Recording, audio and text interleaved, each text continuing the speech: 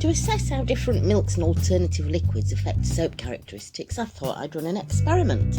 I'm making a bunch of 100% coconut oil soaps, replacing 50% of the water content with a range of liquid substitutes and seeing how these additives affect the final soap.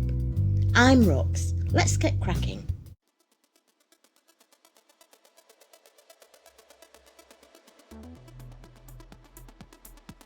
Oat milk.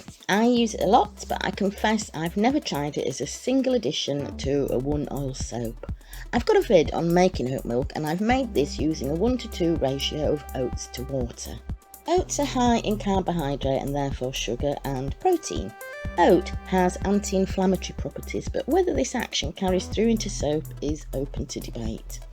I'm expecting to find that oat milk adds creaminess and density to the lather. As per usual, I'm popping the oat milk into the oil, blending it in, adding the lye and whizzing it up for a minute or two to get a stable emulsion. Pour it in the mould and Bob's your uncle. After 12 hours this is very solid. The soap is smooth and creamy looking, more matte than glossy. What difference has adding the oat milk made? Let's find out.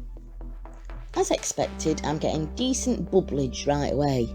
As it gets more soluble, it seems to me the bubbles are smaller and more profuse than just the coconut oil soap, and working this up produces more of a foam, really, of small, dense and profuse bubbles than the cream. I'm liking it. Rightio, that's oat milk in soap. Cheers for dropping in and see you next time. Ta-ta!